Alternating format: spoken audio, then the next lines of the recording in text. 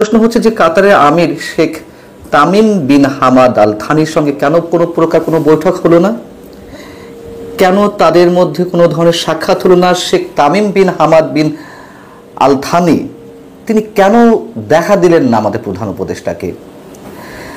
সরকারের press wing থেকে যা যা প্রচার করা হয়েছে হুবহু সেগুলো বাংলাদেশের প্রতিটি গণমাধ্যম প্রচার করেছে, হুবহু যা বলা হয়েছে তাই তুলে ধরা হয়েছে এবং বলা হয়েছে যে এই কাতার সফরের মাধ্যমে বিশাল কিছু অর্জন হবে।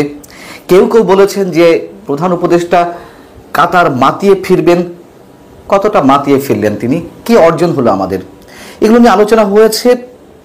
আমি শুধু একটু জোর দেওয়ার চেষ্টা করি যে এই সফরকে যে রাষ্ট্রীয় সফর বলা হলো এবং কাতারের আমিরের সঙ্গে খুব গুরুত্বপূর্ণ বৈঠক হবে সরকারি প্রেস উইং থেকে বলা হলো, যা আমি একটা গণমাধ্যমের অংশবিশেষ তুলে ধরি। এটি গত 20 এপ্রিল দৈনিক প্রথম আলোতে যেভাবে প্রকাশ হয়েছে সেটুকু শুধু আপনাদের তুলে ধরি। অন্তর্বর্তী সরকারের প্রধান উপদেষ্টা অধ্যাপক ডক্টর মোহাম্মদ ইউনুস আর্থনা শীর্ষ সম্মেলন 2025-এ যোগ দিতে সোমবার কাতার যাচ্ছেন। 4 দিনের এই সফরের সময় তিনি কাতারের আমির Sheikh Tamim bin Hamad Al থানির সঙ্গে দ্বিপক্ষীয় বৈঠক করবেন। সেটাই তো হওয়ার কথা ছিল রাষ্ট্রীয় সফর হয়ে থাকলে।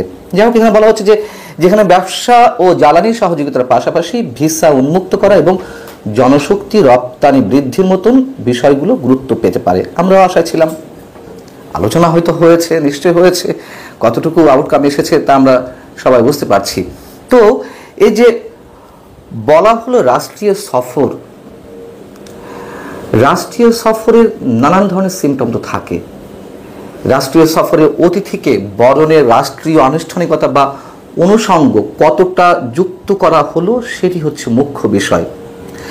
রেওয়াজ অনুযায়ী যা প্রথা হিসেবে দাঁড়িয়ে গেছে সেই দিক থেকে যদি বলতে হয়, যদি বলা হচ্ছিল যে কাতারে আমিরের আমন্ত্রণে আমাদের প্রধান উপদেষ্টা সফরে গেছেন বা যাচ্ছেন, আমরা বিশ্বাস করতে চাই যে তিনি আমন্ত্রণ জানিয়েছেন, কিন্তু আমন্ত্রণ পত্রেই উল্লেখ থাকার কথা সফরের ক্যাটাগরি কি হবে, সেই সঙ্গে অতিথির প্রোটোকল নির্ধারণ, যেমন লাল গালিচা সংবর্ধনা, গার্ড অব অনার, গান স্যালুট প্রদান এবং অতিথির সম্মানে স্টেট ব্যাঙ্কুয়েট বা রাষ্ট্রীয় ভোজ যেটিকে বলে আমরা, সেটির অংশ হবে হয় ডিনার থাকবে, না হয় লাঞ্চের আয়োজন করা হবে। এসবের কিছুই কি হয়েছে?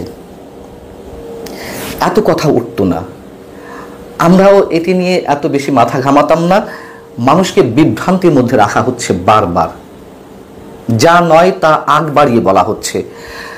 কাতারের আমির আমন্ত্রণ জানালেন আর সে আমিরের খোঁজ পাওয়া গেল না, এটা একটু কেমন হয়ে যায় না? এবং নিশ্চয়ই আমরা একটু ধারণা করতে পারি যে বাংলাদেশ সরকারের পক্ষ থেকে চেষ্টা করা হয়েছে যে তার সাথে যেন বৈঠক হয়। বৈঠকটি প্রয়োজন ছিল, অবশ্যই প্রয়োজন ছিল, হলে ভালো হতো আমাদের নানা দিক থেকে, কিন্তু আমিরের কাতারের আমির দেখা দেননি, এটি বাস্তবতা। কাতারে যাওয়ার পরেও সরকারের বা প্রধান উপদেষ্টা প্রেস সচিবের পক্ষ থেকে বলা হচ্ছিল যে 23 বা 24 তারিখে এই বৈঠক হতে পারে। আমরা অধীর আগ্রহে ছিলাম, হোক বৈঠকটি, বাংলাদেশেরই ভালো হবে, বাংলাদেশে কল্যাণ হবে। হয়তো আর যাদের সাথে কথা বলেছেন নিশ্চয়ই কাতারের আমিরের সঙ্গে কথা বলা এক কথা নয়। আচ্ছা, ধরুন যে অন্য কোনো রাষ্ট্রের কোনো সরকার প্রধান বা রাষ্ট্রপ্রধান আমাদের দেশে ব্যক্তিগত সফরেই এসেছেন, তিনি আমাদের প্রধান উপদেষ্টার সঙ্গে দেখা করতে চেয়েছেন, সম্ভব ছিল তাকে ইগনোর করার? নিশ্চয়ই না। অনেকে বলতে পারেন যে এটি তো রাষ্ট্রীয় সফর, রাষ্ট্রপ্রধান বা সরকার প্রধান কোথাও গেলে সেটি রাষ্ট্রীয় সফর হওয়ার কথা। নিশ্চয়ই না, আমরা নিজেরা মনে মনে ধরে নিলেই তো হবে না, তারও কিছু সিমটম থাকে। আমি একটা উদাহরণ দিই। ধরুন, ধরাধরি কিছু নেই, এটি যে বাস্তবতা। 2001 সালে যুক্তরাষ্ট্রের তৎকালীন প্রেসিডেন্ট জো বাইডেন তিনি ব্রিটেনে গিয়েছিলেন জি সম্মেলন উপলক্ষে। তো সেখানে ব্রিটেনের রানী এলিজাবেথের সঙ্গে দেখা হলো। ফার্স্ট লেডি অর্থাৎ জো বাইডেনের স্ত্রী সহধর্মিণী লেডি জিল বাইডেনকে রানী এলিজাবেথ স্বাগত জানালেন, কিন্তু সেখানে ছিল না কোনো রেড কার্পেট সংবর্ধনা, ছিল না স্টেট ব্যাঙ্কুয়েটের কোনো আয়োজন। এবং ব্রিটিশ ফরেন অফিসারের বরাত দিয়ে আন্তর্জাতিক গণমাধ্যমগুলো স্পষ্টভাবে এই খবর দিয়েছিল যে জো বাইডেনের ওই সাক্ষাৎ তথা ব্রিটেন সফরটি অত্যন্ত তাৎপর্যপূর্ণ ছিল বটে, তবে তা কোনো রাষ্ট্রীয় সফর ছিল না। বিষয়টা কি আমরা বুঝতে পারছি? যুক্তরাষ্ট্রের প্রেসিডেন্ট গেছেন, বৈঠকটি বা সাক্ষাৎকারটি খুব গুরুত্বপূর্ণ ছিল, কিন্তু সেটিকে তারা রাষ্ট্রীয় সফর বলছে না। এবং যে কোনো রাষ্ট্রীয় সফরে নিশ্চিতভাবে দুটি সার্বভৌম রাষ্ট্রের মধ্যকার যে বন্ধুত্বপূর্ণ দ্বিপক্ষীয় সম্পর্ক, সেটির সর্বোচ্চ বহিঃপ্রকাশ ঘটে বৈঠকের মাধ্যমে। এ ধরনের আনুষ্ঠানিকতা, রাষ্ট্রীয় ভোজ ইত্যাদি ইত্যাদি আর যা আয়োজন থাকে তার মধ্য দিয়ে কি হয়েছে? এই কদিনে কাতারের আমির শেখ তামিমের মায়ের সঙ্গে তিনি বৈঠক করেছেন। কাতারের আমির শেখ তামিম বিন হামাদের বোনের সঙ্গে আমাদের প্রধান উপদেষ্টা কথা বলেছেন, দেখা করেছেন, বৈঠক করেছেন, সব ঠিক আছে। কিন্তু কেন তাদের সাথে কথা হয়েছে? যাদের আয়োজনে এই সম্মেলনটি, কাতার ফাউন্ডেশন, সেই কাতার ফাউন্ডেশনের চেয়ারম্যান হচ্ছেন কাতারের আমিরের মা এবং সিইও প্রধান নির্বাহী কর্মকর্তা হচ্ছেন তার বোন। তো তাদের সাথে বৈঠক হয়েছে, কথা হয়েছে, এবং সেই সব জায়গায় প্রধান উপদেষ্টা নিশ্চয়ই অনেক প্রসঙ্গ তুলেছেন। কাতারের প্রধানমন্ত্রীর সঙ্গেও বৈঠক হয়েছে এবং তারা ভদ্রতাবশত ফর্মালিটিজ যে জায়গা থেকে যা যা বলার বলেছেন, কার্টেসি মেনটেন করে। তো কি হয়েছে?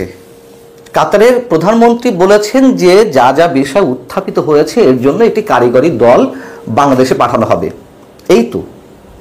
কিন্তু এলএনজি নিয়ে চুক্তি, আমাদেরকে বিভ্রান্তির মধ্যে রাখা হলো যে সেনা কর্মকর্তা বা সেনা সদস্যদের পাঠানো হবে 725 জন, এগুলো যে আগের চুক্তি সেটিও আমি আপনাদেরকে জানিয়েছি। রোহিঙ্গা সংকট নিয়ে আলোচনা হয়েছে, সব হয়েছে। মূলত এটি তো ছিল একটি এনজিও সম্মেলন এবং সেখানে আমাদের প্রধান উপদেষ্টা স্পিকার হিসেবে গেছে, এটাও আমাদের জন্য সম্মানের। আমরা যতটুকু বলার ততটুকু বলতে চাই, কিন্তু বারবার এগুলো বলে লাভটি কি হচ্ছে? না কোনো রাষ্ট্রীয় সফর, না কোনো দ্বিপক্ষীয় বৈঠক, এবং রাষ্ট্রীয় কোনো সফর হলে তো আমি যতটুকু মনে করি যে একটা যৌথ বিবৃতিও থাকে। তো যৌথ বিবৃতি আসবে কিভাবে? আমাদের সরকার প্রধান গেছেন, কিন্তু তাদের সরকার প্রধান তো আর কোনো বৈঠকে অংশ নেননি যে কোনো প্রকার কোনো যৌথ বিবৃতি আসবে। কাতারের প্রধানমন্ত্রী তার সঙ্গে বৈঠক করেছেন, কিন্তু তিনি তো আর সরকার প্রধান না। এইসব কথাবার্তা ছড়িয়ে মানুষকে বিভ্রান্তির মধ্যে রেখে, এবং আমাদের গণমাধ্যমের চরিত্র আমরা বুঝতে পারছি। যেমন ব্রিটিশ ফরেন অফিসের বরাত দিয়ে আন্তর্জাতিক সব গণমাধ্যম জো বাইডেনের যেই তথ্যটি দিয়েছিল যে এটি কোনো রাষ্ট্রীয় সফর নয়, এটি খুব গুরুত্বপূর্ণ, আমাদের কোনো গণমাধ্যম সেই কথাটি বলার সাহস থাকলো না তাদের, বা তাদের নেই কোনো প্রকার সাহস যে এটি রাষ্ট্রীয় সফর নয়, যেটি প্রধান উপদেষ্টা প্রেস উইং থেকে বলা হচ্ছে, সম্ভবত ভুল বলা হচ্ছে, এটুকু বলার সাহস আমাদের নেই।